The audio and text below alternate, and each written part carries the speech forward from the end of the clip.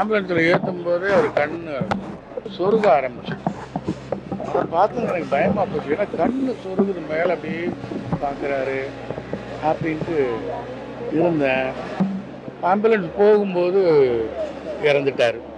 திடீர்னு அட்டாக் மாதிரி வந்து கோயம்புத்தூரில் 1 மாதம் அட்மிட் ஆகி பைபாஸ் பண்ணார். எனக்கு 1978 முதல் படம் வந்தது. அவருக்கு 1980 முதல் படம் கண்டிப்பாக படமே வந்து 200 நாள் ஓடிச்சு. அவர் சிறை, அச்சமில்லை அச்சமில்லை பக்கத்தில் வந்து நானும் அவரை போட்டி போட்டு நடிச்சிருப்பேன். பெரிய நாலேஜ் உள்ளவர். அவர்கிட்ட எந்த கேள்வி கேட்டாலும் பதில் கிடைக்கும். அந்த அளவுக்கு ஒரு பெரிய அளவில் படித்தவர். ரொம்ப வெரி இன்ஃபர்மேட்டிவ். எந்த தகவல் வேணாலும் அவர்கிட்ட ஒரு கூகுள் மாதிரி ராஜேஷ் சார் கிட்ட கேட்டோம்னா தெரியும். அப்படிப்பட்ட ஒரு நல்ல நண்பர். ஒரு இந்த மாதிரி ஒரு திடீர்னு ஒரு முடிவு வந்தது வந்து ரொம்ப மனசுக்கு வந்து ரொம்ப வேதனையாக இருக்குது. அவருடைய குடும்பத்தாருக்கும் திரையுலக நண்பர்களுக்கும் என்னுடைய ஆழ்ந்த அனுதாபத்தை தெரிவிச்சுக்கிறேன். நண்பர் ராஜேஷுடைய இந்த அதிர்ச்சியான இந்த முடிவு, இந்த திடீர் மரணம் நம்பவே முடியல. காரணம் என்னன்னா, உலகத்துல பிறந்தவங்க எல்லாருக்குமே வந்து இறப்புன்றது சகஜமான ஒரு விஷயம். ஆனா நண்பர் ராஜேஷ் எப்படின்னா, அவர் வந்து அஸ்ட்ராலஜில இருந்து ஆரோக்கியம் வரை ரொம்ப கிளியரா எல்லாத்தையும் முன்கூட்டி தெரிஞ்சு வச்சிருப்பாரு. ஒரு 10-15 நாளைக்கு முன்னாடி ஐஸ்வரி கணேஷோட அவருடைய மகள் திருமணத்துல நானும் அவரை சந்திச்சோம். ஒரு 5 நிமிஷம் பேசியிருந்தோம். அதுல அவர் என்ன சொன்னார்னா, நீங்க 99 வயசு வரைக்கும் எப்படி ஆரோக்கியமா வாழலாங்கிறத நீங்க என்னுடைய ஆபீஸுக்கு வாங்க, நான் உங்களுக்கு சொல்லிக் கொடுக்குறேன். அப்புறம் 100வது வயசு நீங்க கொண்டாடலாம் அப்படின்ட்டு. நான் 99 வயசு வரைக்கும் ஆரோக்கியமா எப்படி இருக்கிறதுன்றத பத்தி அவர் எனக்கு பாடம் நடத்தினாரு. எனக்கு மட்டுமே கிடையாது, உலகம் பூரா இருக்கிற அவருடைய நண்பர்கள் எல்லாருக்குமே. அவர் குடிக்கிற நீர் வந்து சாதாரண நீர் இல்லை, நன்னீர்னு ஒரு நல்ல நீர் குடிப்பாரு. உப்புல இருந்து சக்கரை வரைக்கும் அவர் பயன்படுத்துறது இது எல்லாமே ரொம்ப ஆரோக்கியத்துக்கு அவசியமான எண்ணம் உண்டோ அது பூரா செய்வாரு. அவருடைய தலைமுடி பாத்தீங்கன்னா இன்னும் அப்படியே கருகருன்னு இருக்கும். நாங்க 2 பேரும் பேசிக்கிற விஷயம் அதுவா இருக்கும். இன்னும் தலைமுடி அப்படியே இருக்குங்களேங்க. இப்படிலாம் நாங்க வந்து சினிமாவை வந்து பேசுறதை விட ஆரோக்கியத்தை பத்தி தான் பேசுவோம். அந்த மாதிரி ஒரு மனிதர் சட்டுன்னு இந்த மாதிரியான ஒரு முடிவுங்கிறது சகிச்சுக்க முடியல, தாங்க முடியல, கஷ்டமா இருக்கு. அவருக்கு வந்து சினிமாவை பத்தி எல்லாமே தெரியும். ஸ்கிரீன் பிளே எப்படி பண்ணணுங்கிறது பாக்யராஜ் சார் தான் அதுல மிகப்பெரிய ஆளு. ஆனா பாக்யராஜ் சாரே ரொம்ப ஆச்சரியப்படுவாரு, உங்களுக்கு இவ்வளவு தூரம் தெரிஞ்சிருக்கேன்னு சொல்லிட்டு. நான் கேட்பேன், நீங்க ஏன் வந்து டைரக்ட் பண்ணலன்ட்டு. கமல் சாரை வச்சு ஒரு படம் டைரக்ட் பண்ணுங்கிறது எனக்கு ஆசை அப்படின்னுவாரு. நான் சொல்லுவேன், நடிகனை வச்சு ஒரு படம் எடுக்கலாம், ஆனா நீங்க சினிமாவை வச்சு ஒரு சினிமா எடுக்கணும்னு ஆசைப்படுறீங்க, அது ரொம்ப பெரிய விஷயங்க அது அப்படிலாம். நாங்க ரொம்ப சகஜமா சந்தோஷமா காமெடியா தான் நாங்க பேசிட்டு இருப்போம். அவருடைய மகனுக்கு கூட அடுத்த வாரம் என்கேஜ்மெண்ட் வச்சிருக்காங்கன்னு இப்பதான் அவருடைய மகன் சொன்னாரு. அப்ப எவ்வளவு கனவுகளோட இருக்கிற ஒரு தகப்பனாருடைய இந்த முடிவு வந்து அந்த குடும்பத்தை வந்து மிகப்பெரிய ஒரு வருத்தத்துக்கு ஆளாக்கி இருக்கும். அந்த குடும்பம் அமைதியாகிறதுக்கும் அவருடைய ஆத்மா சாந்தி அடைகிறதுக்கும் என்னுடைய வருத்தத்தை மட்டுமே நான் தெரிவிச்சுக்கிறேன். நன்றி. இன்னைக்கு அவர் மரணராகிவிட்டார். அவருடைய குடும்பத்திற்கும் அவரை சார்ந்தவர்களுக்கும் நாம் வந்து ஒரு ஆறுதல் சொல்றதுன்றது என்ன, நமக்கு நாமே ஆறுதல் சொல்லிக்க வேண்டிய ஒரு நிலைமையில தான் இருக்கும். அவருடைய ஆன்மா இறைவன் நிழலில் நிலைப்பாரட்டும் அப்படின்னு நம்ம வேண்டிக்க தான் வேண்டும். அவருடைய ஆசீர்வாதம் எப்பவும் நமக்கு வேண்டும். அவர் ஆன்மாவாக இருந்தாலும் நம்மை ஆசீர்வதிப்பார் அப்படிங்கிற நம்பிக்கையோடு அவருக்கு விடை கொடுத்து அனுப்புவோம். வேதனையோடு விடை கொடுத்து அனுப்புவோம் அப்படிங்கிறத தான் நான் சொல்லுவேன்.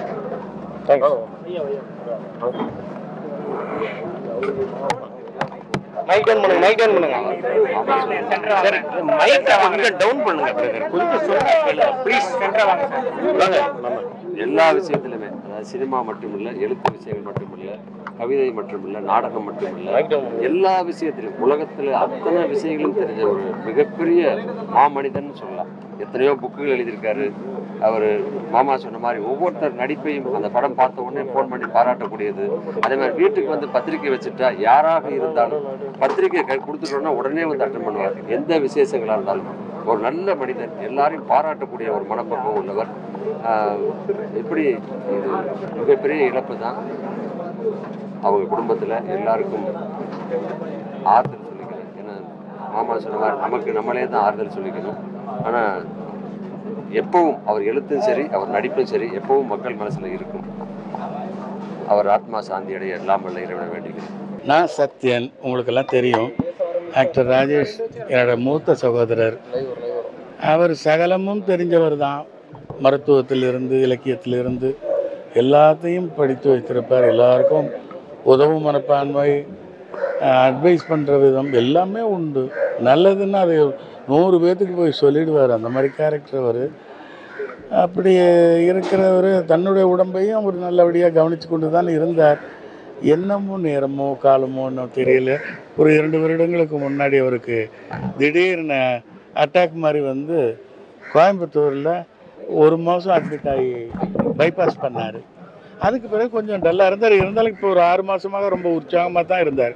ரெகுலராக வாக்கிங் போவார், மெடிசன்ஸ் எல்லாம் தரும், எல்லா சாப்பாடு விஷயத்தில் எல்லாத்துலேயும் கரெக்டாக இருப்பார். ஆனால் என்னன்னு தெரியல, ஒரு நேற்றுலேருந்து கொஞ்சம் ஒரு மாதிரி டல்லாக எண்ணெயெல்லாம் ஊற்று பார்த்துக்கிட்டு இருந்தார். மகன்கிட்டலாம் ரொம்ப ரொம்ப அன்பாக தான் பேசிக்கிட்டு இருந்தார். சாயந்தரம் ஒரு மாதிரி நான் சீக்கிரமாக படுக்க போகிறேன், எனக்கு ஒரு மாதிரியாக இருக்குது, வீசிங் ட்ரபிள் இருக்குது அப்படின்ட்டு படுக்க போனார். காலையில் எங்களெல்லாம் எழுப்பி விட்டு, எனக்கு ரொம்ப வீசிங் ட்ரபிள் இருக்குது, பல்ஸ் எல்லாம் பார்க்கணும், ஆக்சிஜன் ரேட்டெல்லாம் குறைஞ்சிருக்கும் போல் இருக்குது, அதனால் டாக்டருக்கு ஃபோன் பண்ணி பக்கத்தில் டாக்டர் அருணாச்சலத்துக்கு நம்ம குடும்ப நண்பர் அவரை ஃபோன் பண்ணி வர சொல்லேன், வந்து டெஸ்ட் பண்ணட்டோம்னாரு. அதுக்கு பிறகு இல்லை வேண்டாம் அப்படின்னுட்டார். கொஞ்ச நேரத்தில் எனக்கு சுகம் இல்லை, நான் ஆஸ்பத்திரிக்கு போகலாம் வா அப்படின்னாரு. நடக்க முடியல, ஒரு மாதிரி மயக்கமாக இருக்குன்னாரு. ஆம்புலன்ஸை வர சொல்லி ஆம்புலன்ஸில் ஏற்றினோம். ஆம்புலன்ஸில் ஏற்றும் போதே அவர் கண் சொருக ஆரம்பிச்சு. அதை பார்த்து எனக்கு பயமாக போச்சு. ஏன்னா கண் சொருகுது, மேலே அப்படியே பார்க்குறாரு அப்படின்ட்டு இருந்தேன். ஆம்புலன்ஸ் போகும்போது இறந்துட்டார். பாதி தூரத்தில் போகும்போதே பையன், அவரோட சன்னு தீபக், அவன் ஃபோன் பண்ணி சொன்னான், அப்பா இறந்துட்டார், மியாத்தில் கொண்டு போயணும், அவங்க இறந்துட்டதாக சொல்லிட்டாங்க அப்படின்னு சொன்னார். என்னால் நம்பவே முடியலை. அவர் பேசாத நிமிஷமே இருக்காது, பேசிக்கிட்டே தான் இருப்பார். ராதா ரவி கூட கிண்டல் பண்ணுவார், ராஜேஷ்னா பேசும், அது பேசிக்கிட்டே தான் இருக்கும், அது போய் பேசுதுன்னு எப்படி சொல்கிறீங்க, ராஜேஷ்னாலே பேசும், அது பேசிக்கிட்டே இருக்கும் அப்படின்னு. அந்த மாதிரி இப்போ ஒரு 3-4 ஹவர்ஸாக என் அண்ணன் பேசாமல் இருக்கிறத பார்க்கும்போது எனக்கு ஆச்சரியமாக இருக்குது. ஒரு நிமிஷம் விடாமல் வாயை திறந்து பேசிக்கிட்டே இருப்பார். இந்த நேரம் பார்க்கும்போது அவர் வாய் மூடி கண்ணு மூடி அவர் பேசாமல் படுத்திருக்கிறது எனக்கு ஆச்சரியத்தை தருகிறது. எல்லாருடையும் நட்பு வச்சிருப்பார். அரசியல்வாதிகள், கலைஞர்கள், பொதுமக்கள் எல்லாரோடையும் கான்டாக்ட் வச்சிருப்பார். அதனால் எல்லோருக்கும் ஷாக்கு போகணும். அப்போ ஊர்லேருந்தெல்லாம் வந்துக்கிட்டு தான் இருக்குது. என்ன பண்ணது, அவரோட ஆத்மா சாந்தி அடைத்து. நல்ல எண்ணம் உடையவர், பாசக்காரர், ரொம்ப பாசமுடையவர். அந்த பாசமுடைய அவர் ஆத்மா சாந்தி அடைய வேண்டும். எல்லாம் வல்ல இறைவனை வேண்டிங்க. இறுதி சடங்கு எப்போ நடக்க போகுது? அதாவது மக வந்து கனடாவில் இருக்கா ஃபேமிலியோட. ஆமாம், இன்னும் சின்ன அண்ணன் மஸ்கட்டில் இருக்கு. அதனால் அவங்கெல்லாம் பெரட்டு வர்றதுக்கு, மச்சனே துபாயில் இருக்கார், அதனால் அவங்கள பெரட்டு வர்றதுக்கு எப்படியும் 48 hours ஆகும். அதனால் எப்படி 2 நாள் குறையாமல் அதை கழித்து தான் நம்ம இறுதி சடங்கு செய்யணும்.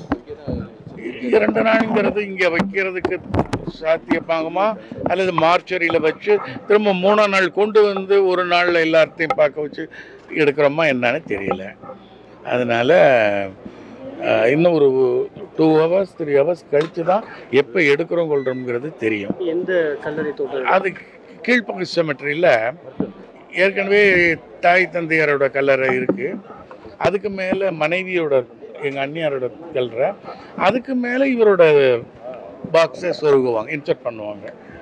நான் வரிசையாக ஒன்று மேலே ஒன்று பாடி வைக்கிற சிஸ்டத்தில் இருக்குது. அதனால் அவங்க மனைவி மேலேயே இவரோட பாடியை இன்சர்ட் பண்ணி கல்லறை பண்ணிடுவாங்க. தமிழக திரைக்களத்தில் குணச்சித்திர நடிகர் என்கிற பெரும் புகழை பெற்றவர். திரைக்கலைஞர்களில் குறிப்பிடத்தக்க இடதுசாரி சிந்தனையாளர் நடிகர் ராஜேஷ் அவர்கள். மார்க்சியம், பெரியாரியம், அம்பேத்கரியம் ஆகிய கொள்கைகளில் ஈடுபாடுள்ளவர். அந்த கொள்கைகளை உள்வாங்கிக் கொண்டு அதன் அடிப்படையில் திரைக்களத்திலும் செயலாற்றியவர். அண்மை காலமாக அவர் யூடியூப் சேனல்களில் உடல் நலம் குறித்த விழிப்புணர்வு கருத்துக்களை வெகுவாக பரப்பிக் கொண்டிருந்தார். எனக்கு மிகவும் நெருக்கமானவர், என் மீது அளவு கடந்த பற்றுதலை கொண்டவர். அவ்வப்போது எனது அலுவலகம் தேடி வந்து எனக்கு அறிவுரைகளை வழங்கியவர், உடல்நலத்தை எவ்வாறு பாதுகாத்து கொள்ள வேண்டும் என்பது குறித்து. அத்துடன் குடிநீர் தொடர்பான விழிப்புணர்வும் அவரிடத்தில் மேலோங்கி இருந்தது. அந்த குடிநீரையும் எனக்கு அவர் அறிமுகப்படுத்தினார். அவ்வப்போது தொலைபேசியிலே தொடர்பு கொண்டு என்னுடைய உடல்நலம் குறித்து விசாரிப்பதோடு அரசியலுக்கும் வாழ்த்துக்களை தெரிவிப்பார். நான் எழுதிய அமைப்பாய் திரள்வோம் நூலை அவரே வந்து வாங்கி சென்று படித்தார், பாராட்டியிருக்கிறார். அப்படி எனக்கு மிகவும் நெருக்கமாக இருந்தவர். இடதுசாரி அரசியலோடு ஈடுபாடு கொண்டவர் இன்று நம்மிடையே இல்லை என்பது மிகுந்த துயரம் அளிக்கிறது. அவருடைய இழப்பு ஈடு செய்ய முடியாதது. தமிழ் திரைக்களத்திற்கு மட்டுமல்ல, தமிழகத்திற்கே நேர்ந்த ஒரு பேரிழப்பு. அவரை இழந்து வாடுகிற அவருடைய குடும்பத்தினருக்கும் திரை உலகத்தை சார்ந்த தோழர்களுக்கும் எனது ஆழ்ந்த இரங்கலை தெரிவித்துக் கொள்கிறேன். அவருக்கு விடுதலை சிறுத்தைகளின் சார்பில் எமது செம்மாந்த வீர வணக்கத்தையும் செலுத்துகிறோம்.